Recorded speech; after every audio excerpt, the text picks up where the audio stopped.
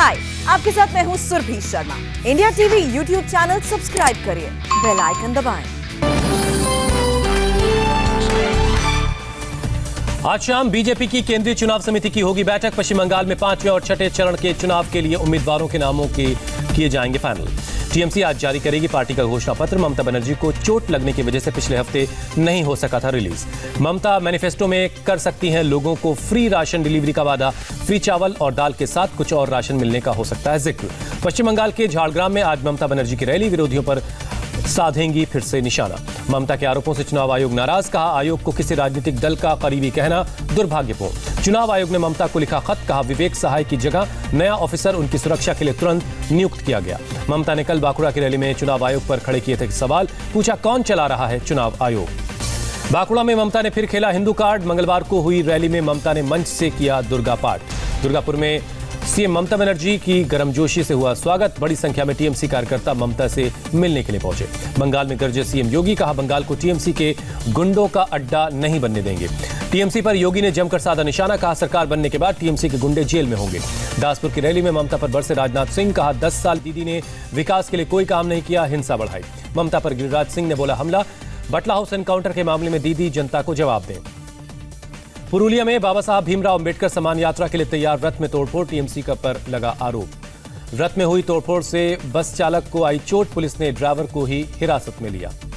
Damage होने के बाद साउथ 24 परगना लौटा बीजेपी का रथ। अब नए सिरे से शुरू हो गई अंबेडकर सम्मान यात्रा। बस में तोड़फोड़ के बाद बीजेपी कार्यकर्ताओं का हंगामा। टीएमसी के खिलाफ हुई जमकर नारेबाजी।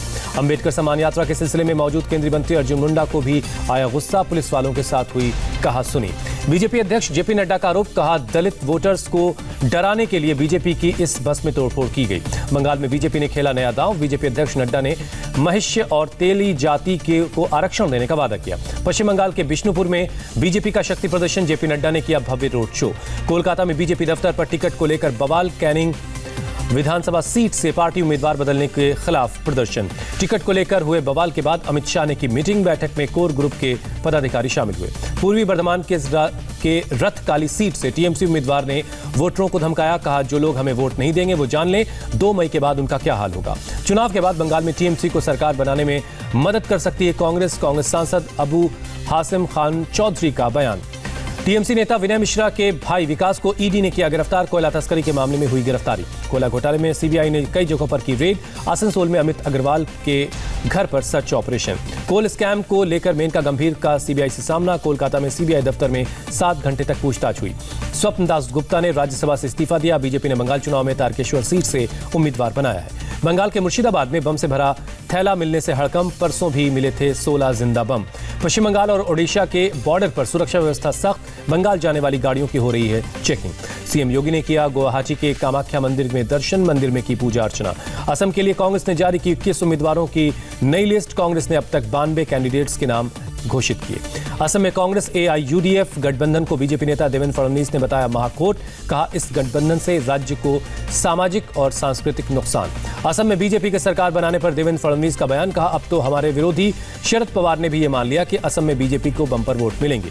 एआईयूडीएफ की नजर असम के विकास पर है, मुख्यमंत्री की कुर्सी पर नहीं। एआईयूडीएफ के चीफ बदरुद्दीन अजमल का बयान। असम के नमरूप से छत्तीसगढ़ के सीएम भूपेश बघेल का बीजेपी पर हमला। कहा बीजेपी के लोग जिस अस्पताल में पैदा हुए वो भी कांग्रेस ने ही बनवाए। तमिलनाडु चुनाव के लिए एमडीएमके का घोषणा पत्र जारी हुआ। चेन्नई में जारी हुआ घोषणा पत्र। चेन्नई में मीडिया से मुखातिब हुए आर थियागराजन और कांग्रेस छोड़कर बीजेपी में शामिल हुए हैं थियागराजन। चुनाव से पहले तमिलनाडु के रामनाथपुरम में अनोखा प्रयास। रंगोली बनाकर लोगों को वोट डालने के लिए जागरूक किया गया। एनसीपी में शामिल हुए पूर्व कांग्रेस नेता पीसी चाको केरल में कांग्रेस के विरोधी एलडीएफ के लिए करेंगे प्रचार। कहा सही दिशा में आगे नहीं बढ़ रही है कांग्रेस। एनसीपी ज्वाइन करने के बाद बोले पीसी चाको। कहा जो बीजेपी से लड़ सकती है उस पार्टी के साथ अब करूंगा काम। वोटिंग से पहले केरल कांग्रेस में कलह तेज। कुन्नूर के सांसद के सुधाकरन ने पार्टी महासचिव केसी वेणुगोपाल और पूर्व सीएम चांडी पर लगाए कई आरोप। केरल में कांग्रेस नेता रमेश चेनिथला ने किया इंडियन यूनियन मुस्लिम लीग के उम्मीदवार अब्दुल गफूर का प्रचार। कलामासेरी से चुनावी मैदान में उतरे हैं गफूर। केरल में त्रिसूर की महिला ने सीएम विजयन के खिलाफ निर्दलीय चुनाव लड़ने का ऐलान किया। महिला की 2 बेटियों की संदिग्ध हालत में हुई थी मौत। टिकट नहीं मिलने के बाद केरल में बीजेपी नेता बालाशंकर का आरोप। पार्टी पर सीपीएम को फायदा पहुंचाने का आरोप लगाया। केरल के पूर्व मुख्यमंत्री ओमान चांडी ने भरा नामांकन। कोट्टायम जिले के पुथुपल्ली सीट से चुनाव लड़ने जा रहे हैं चांडी। बीजेपी और एनआर कांग्रेस के बीच तनातनी। बीजेपी को पुडुचेरी सीट देने पर कांग्रेस का प्रदर्शन। त्रिपुरा के सीएम बिप्लब कुमार देब ने पीएम मोदी की तारीफ की। कहा, मोदी जी ने जात पात से ऊपर उठकर विकास का मंत्र दिया, जिसकी झलक बिहार के चुनाव में दिखी। हाय, आई एम सुरभि शर्मा। खबरों से अपडेट रहने के लिए India TV YouTube channel subscribe करिए, साथ में बेल आइकन जरूर दबाएं। जुड़े रहें इंडिया टीवी के साथ।